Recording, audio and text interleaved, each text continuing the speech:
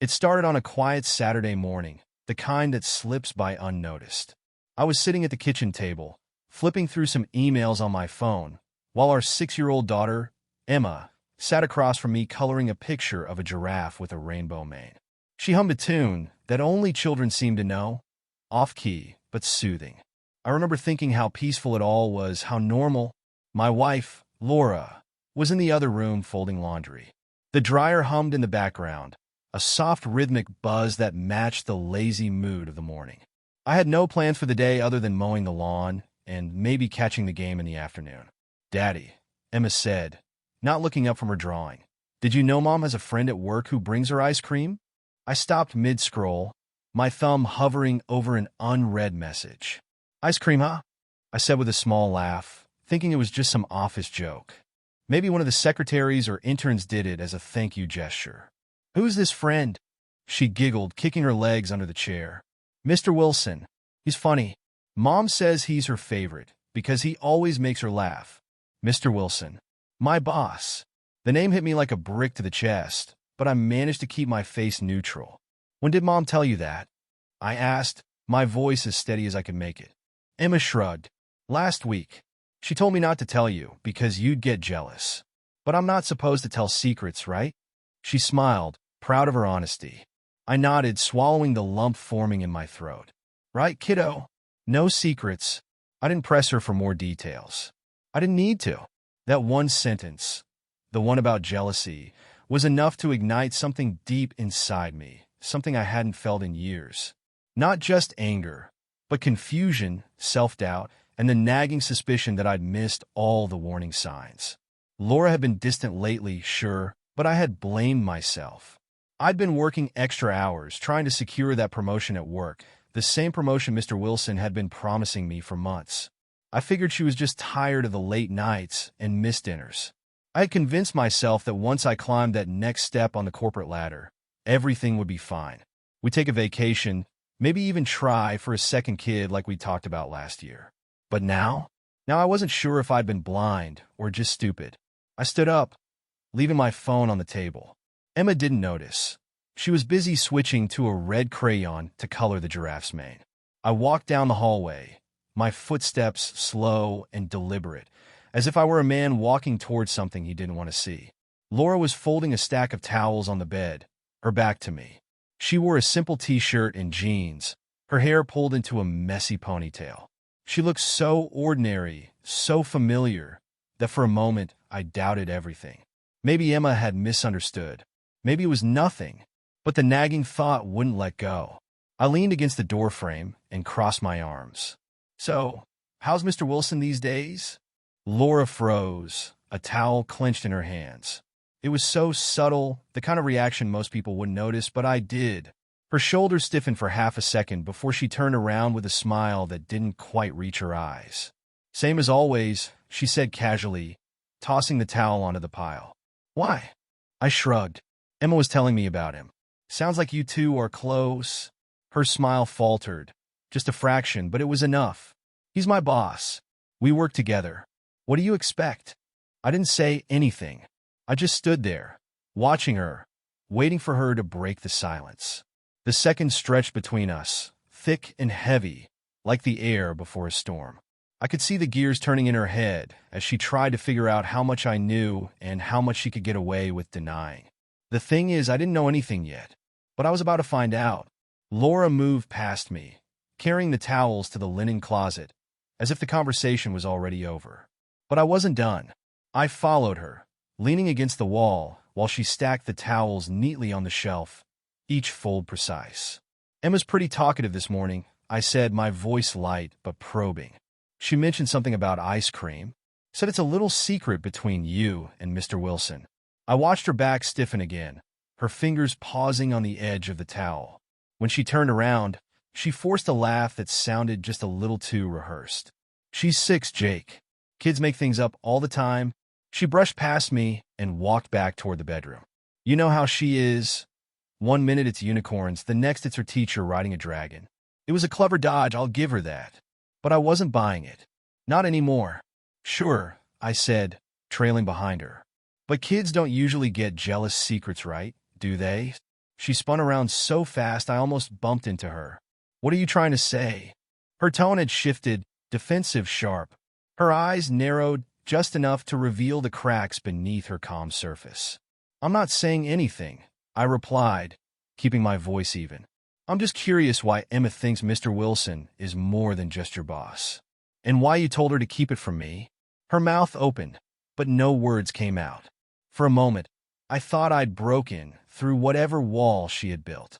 But then she recovered, folding her arms across her chest. This is ridiculous. You're making something out of nothing. You know how hard I've been working. Mr. Wilson is just nice to everyone. It's his way of keeping morale up. It's not a big deal. It wasn't her words that bothered me. It was how fast they came, like she'd already rehearsed them. Maybe, I said, stepping closer. Or maybe you don't want to explain the late nights and why you always seem happier when you come home from work than when you leave. She rolled her eyes, the way someone does when they think they've won an argument. You're overthinking it. I stay late because I have deadlines. And if I come home happy, maybe it's because I'm finally done for the day and I can relax. You'd know that if you weren't always glued to your phone or answering emails. There it was, turning the blame back on me. Classic move. And the worst part? I almost fell for it. I nodded slowly, pretending to consider her words. Maybe you're right, I said, my voice softer now. I've been distracted. I've been pushing myself for that promotion, thinking it would make things better for us. But if I've been missing something important, something between you and Mr. Wilson, I'd rather know now than later. For a split second, her mask slipped. Her eyes darted toward the floor, and she took a deep breath, as if she were calculating her next move. But when she looked back at me, she wore that same tired smile. You're paranoid, Jake, she said quietly. There's nothing going on. I promise. I didn't respond. I just stood there, letting the silence stretch between us like a rubber band about to snap. After a moment, she sighed and rubbed her temples. Look, if you don't trust me, just say it. But don't put words in Emma's mouth to justify your doubts. I work hard for this family, and the last thing I need is you accusing me of something that isn't true. It was a good performance, convincing even, but deep down I knew. I could feel the truth gnawing at the edges of her carefully chosen words. I stepped back, giving her space, and nodded. Maybe I am paranoid, I said, my voice distant. Maybe I just need time to think. She didn't respond. Instead, she turned and left the room, the sound of her footsteps fading down the hall. I sat on the edge of the bed, my mind racing. I hated that part of me still wanted to believe her, that I wanted her denial to be enough. But it wasn't. Emma's innocent confession had planted a seed of doubt, and now it was spreading like wildfire. If Laura thought this conversation was over, she was wrong. This wasn't just about jealousy or misunderstandings. Something was off, and I wasn't going to ignore it. I just had to figure out where to start digging. I spent the rest of the day in a fog, pretending to focus on mowing the lawn, but my mind was elsewhere. The rhythmic hum of the mower couldn't drown out the echoes of Emma's voice. Mom says he's her favorite, or the way Laura had stiffened when I mentioned Mr. Wilson. Every step I took across the grass felt heavier, like I was dragging my own suspicions behind me. By evening, Laura was acting as if nothing had happened. She cooked dinner, joked with Emma, and asked me how the lawn turned out, her voice as smooth as ever. I answered with grunts and nods, not trusting myself to say more. The smell of garlic and herbs filled the kitchen, but I barely tasted the food. My appetite had been replaced by the nagging urge to uncover what she was hiding. When Emma went to bed, I stayed in the living room, flipping aimlessly through channels. Laura sat beside me on the couch, scrolling through her phone like she always did before bed. For a moment, I wondered if this was what our marriage had become. Two people sitting side by side, existing in the same space, but living separate lives. She set her phone down and stretched. I'm going to bed, she said, leaning over to kiss my cheek. Her lips felt cold against my skin, or maybe that was just my imagination. Don't stay up too late. I nodded, but didn't respond. She lingered for a moment, as if waiting for me to say something, but when I didn't, she sighed softly and headed upstairs. The moment I heard the bedroom door close, I turned off the TV and grabbed her phone from where she'd left it on the coffee table. I know, it wasn't my proudest moment, but something inside me whispered that I wouldn't get another chance like this. I unlocked it easily. We'd exchanged passwords years ago, back when trust wasn't something I questioned. I scrolled through her messages first. Nothing unusual. There were texts from her mom, a few from coworkers, and one from a friend about meeting for lunch next week. But then I opened her email. At first, I didn't see anything suspicious. Just work emails about meetings, deadlines, and project updates. But as I scrolled further, I noticed something odd. A series of messages from Mr. Wilson, all marked as read but filed away in a folder labeled Work Stuff. I clicked on the most recent one, my heart pounding like a drumbeat in my ears. The email was short and casual. Had a great time the other night. We should do it again soon. There was no context, no details, but the implications were clear. My stomach twisted into knots as I opened the previous emails. Most of them were vague. Mentions of after-hours meetings, inside jokes, and compliments disguised as professional banter. But one message stood out. You always know how to make me smile. Don't know what I'd do without you. I stared at the screen, my mind racing through 1,000 possibilities. Maybe it wasn't what it seemed. Maybe they were just close colleagues who had developed a friendly rapport. But then I remembered Emma's innocent confession about ice cream and secrets, and all the pieces started falling into place. I should have stopped there, but I couldn't. I needed more. I scrolled further and found an email attachment from 2 weeks ago, a hotel reservation under Laura's name. The subject line simply read, Meeting Logistics. The hotel wasn't in our city. It was a 2-hour drive away, the kind of place you wouldn't book unless you were planning on spending the night.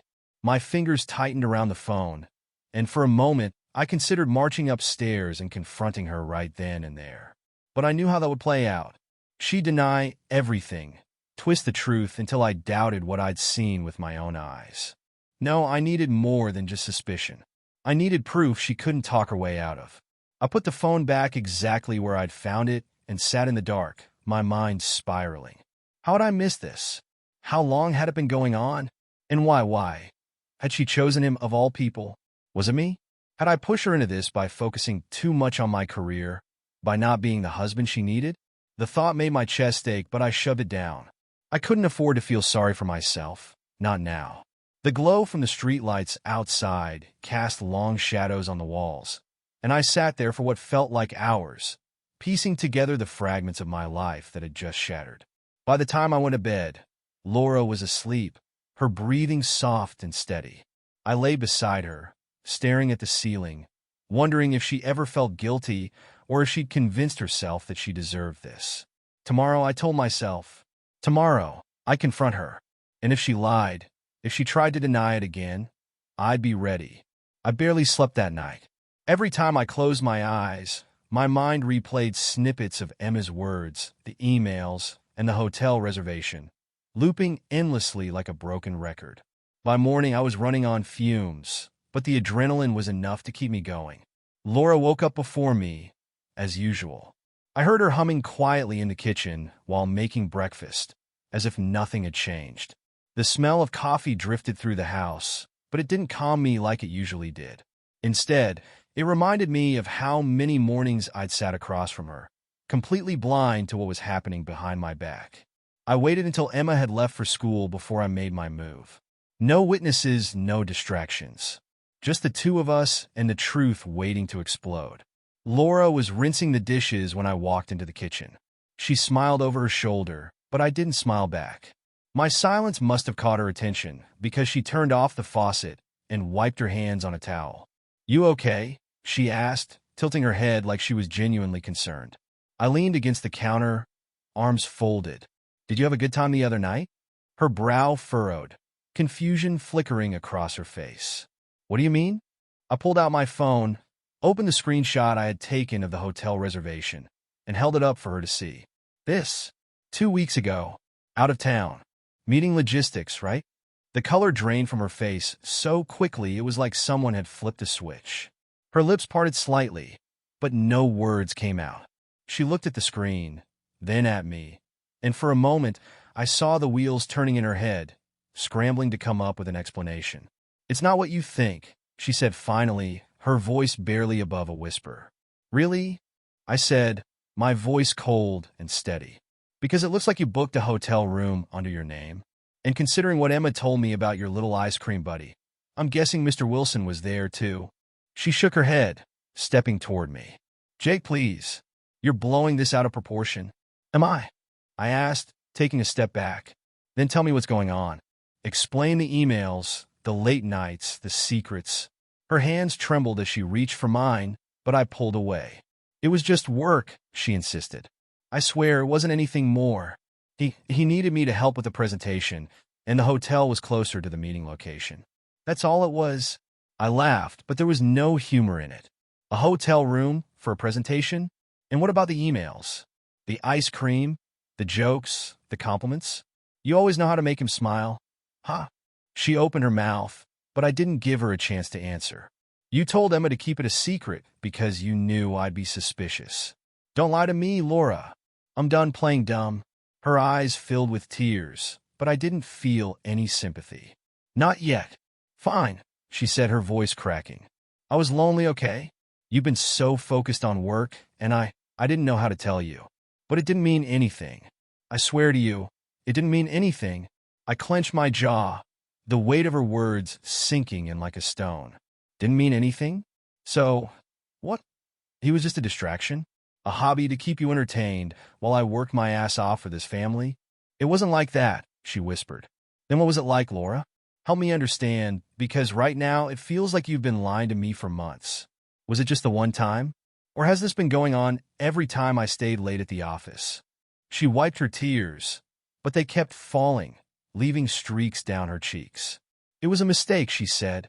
I was stupid, and I didn't think it would go this far. I never wanted to hurt you.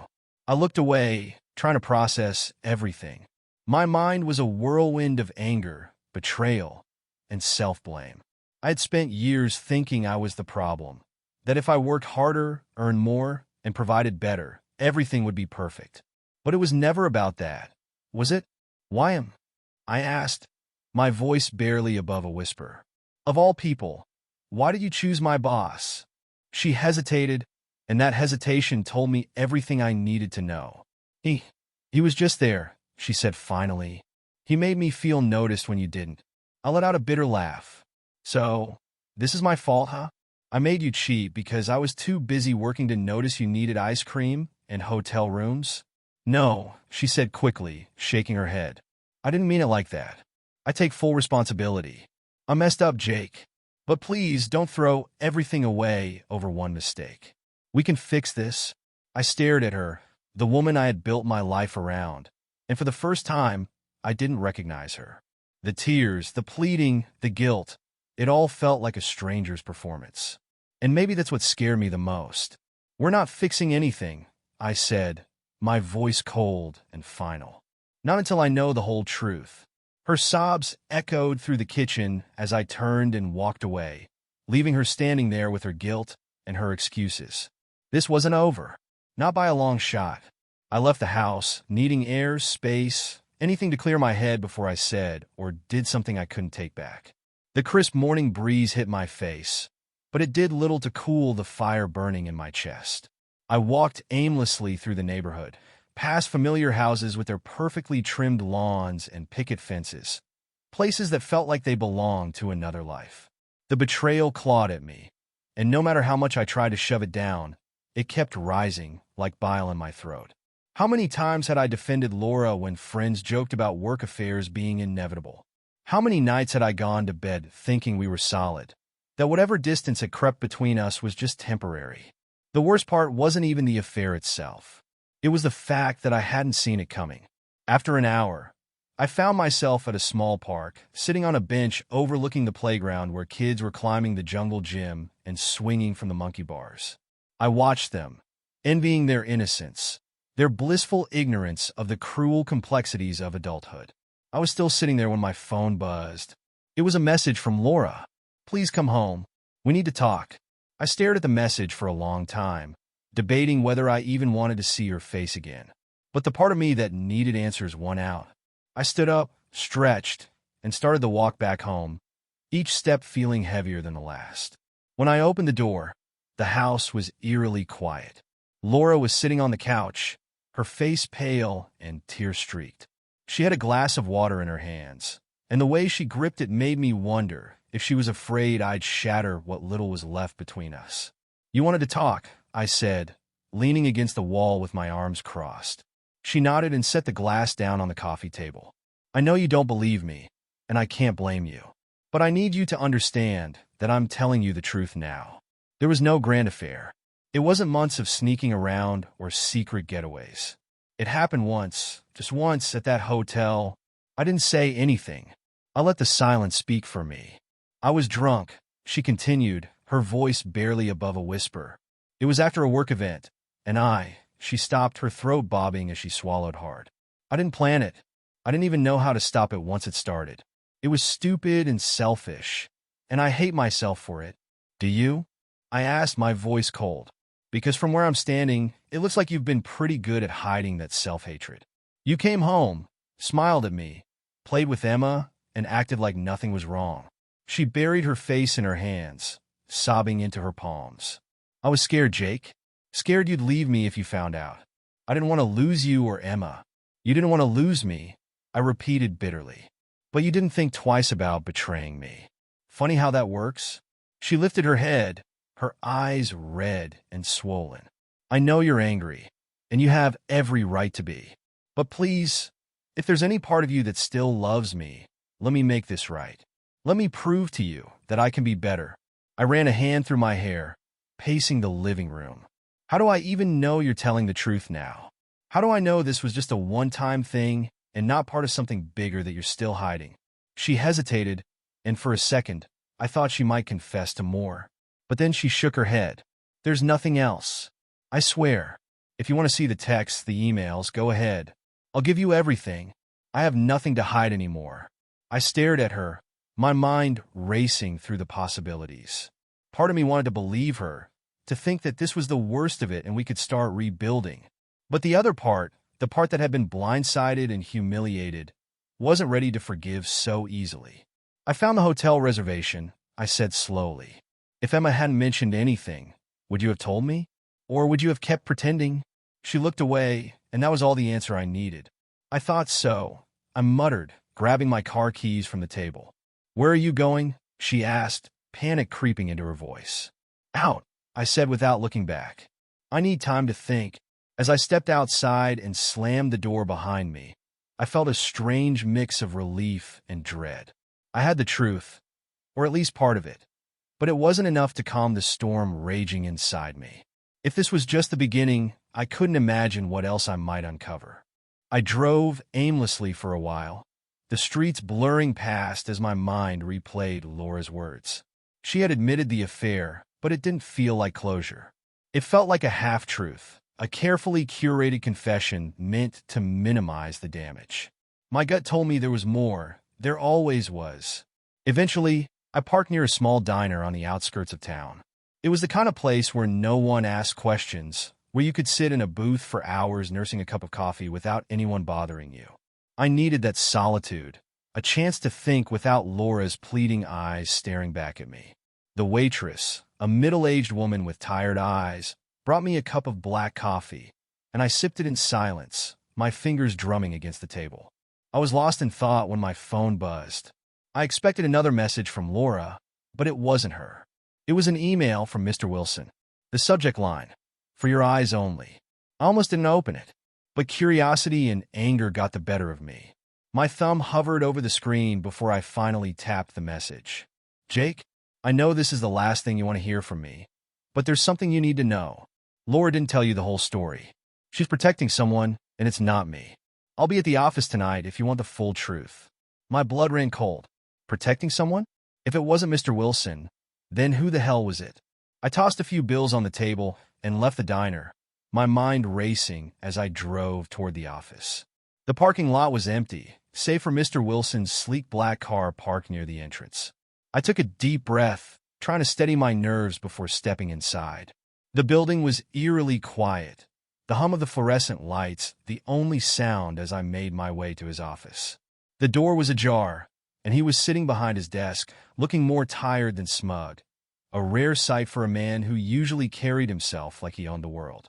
"Jake," he said, gesturing to the chair across from him. "Thanks for coming." I didn't sit. Spit it out, I said. What aren't you telling me? He sighed, leaning back in his chair. Laura wasn't the one who initiated the affair, he said. I did, but it wasn't about her. It was about you. I narrowed my eyes. What the hell does that mean? He rubbed his temples, as if trying to find the right words. You've been gunning for that promotion, right? Working late, putting in extra hours. You thought I was dragging my feet because you weren't ready, but that wasn't it. I knew Laura could be a weak spot for you. If I kept her close, kept her distracted, you'd be too busy dealing with the fallout to focus on your career. And it worked, at least for a while. I felt like the floor had been ripped out from under me. So, you used my wife as a pawn in some sick power game? He didn't flinch. I didn't force her into anything. She made her choices. But I won't deny that I took advantage of the situation. My fists clenched at my sides. Why are you telling me this now? What's the angle? Because it's over, he said simply. You caught on quicker than I expected. And honestly, I'm tired of playing games. I have nothing to gain from dragging this out any further. I wanted to hit him, to wipe that calm expression off his face. But more than that, I wanted answers. You said Laura's protecting someone. Who? He hesitated, then leaned forward, his voice dropping to a whisper. She's been covering for her sister.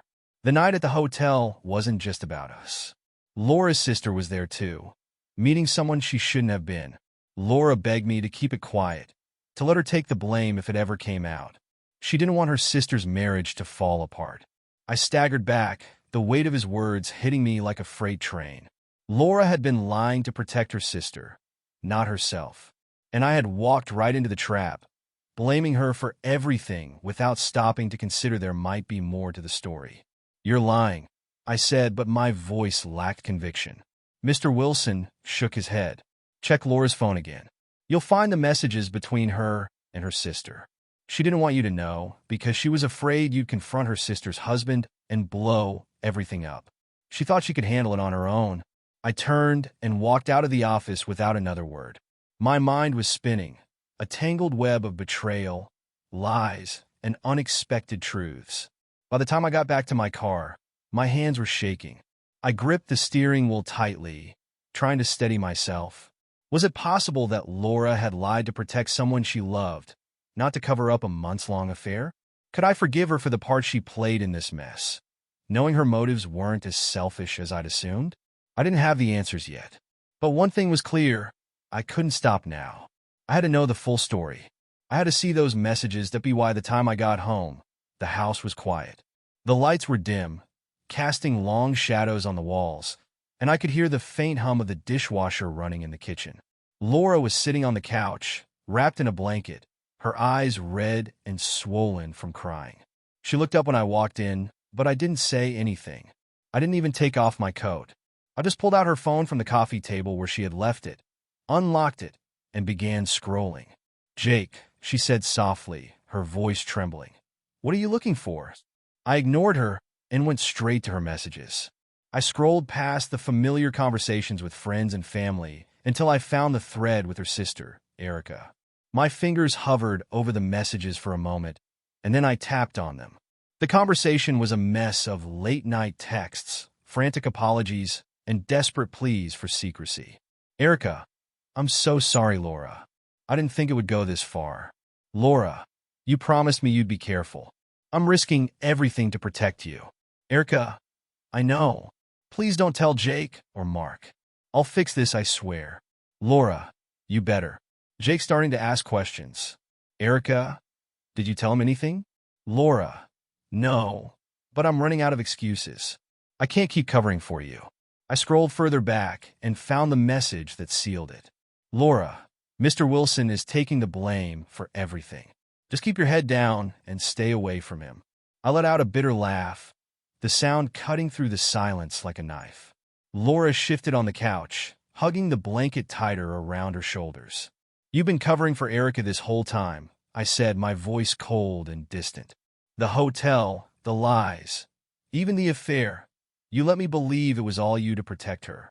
She nodded slowly, tears streaming down her cheeks. I didn't know what else to do, Jake. She made a mistake, and I couldn't let her marriage fall apart. Mark would have left her, and she has 2 kids. I thought if I took the blame, you'd be angry, But eventually, we could move past it. Move past it, I repeated, shaking my head. You let me believe you slept with my boss. You let me think I wasn't enough, that I drove you to this. I didn't want to hurt you, she whispered, sobbing into her hands. I thought I was protecting everyone. I paced the room, the weight of her confession crashing down on me. So, let me get this straight. Erica was having an affair with Mr. Wilson, and you covered for her by pretending it was you? You let me rip myself apart, thinking I was the reason you cheated? Yes, she choked out. I'm sorry. I'm so sorry. I sat down on the armrest of the couch, staring at her as the pieces of the puzzle finally fit together. Mr. Wilson hadn't been lying.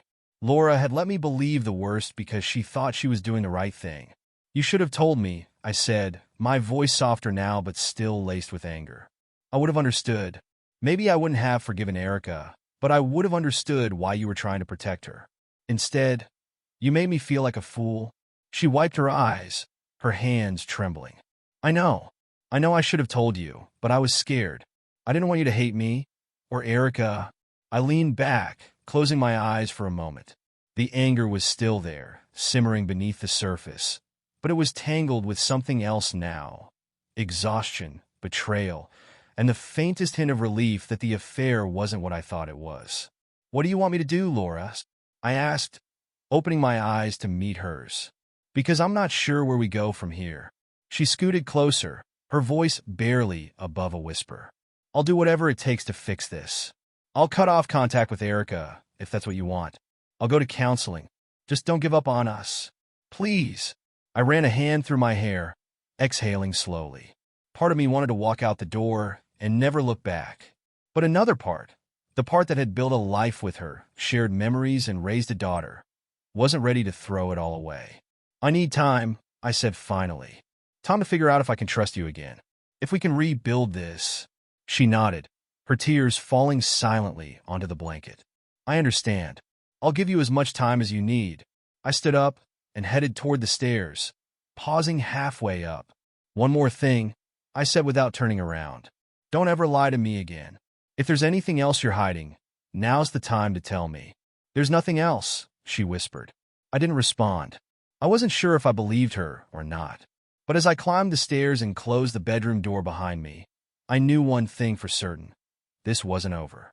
Not yet. Trust didn't rebuild itself overnight, and forgiveness wasn't something I could give easily. But for Emma's sake, for my own peace of mind, I'd try to untangle the mess. One piece at a time,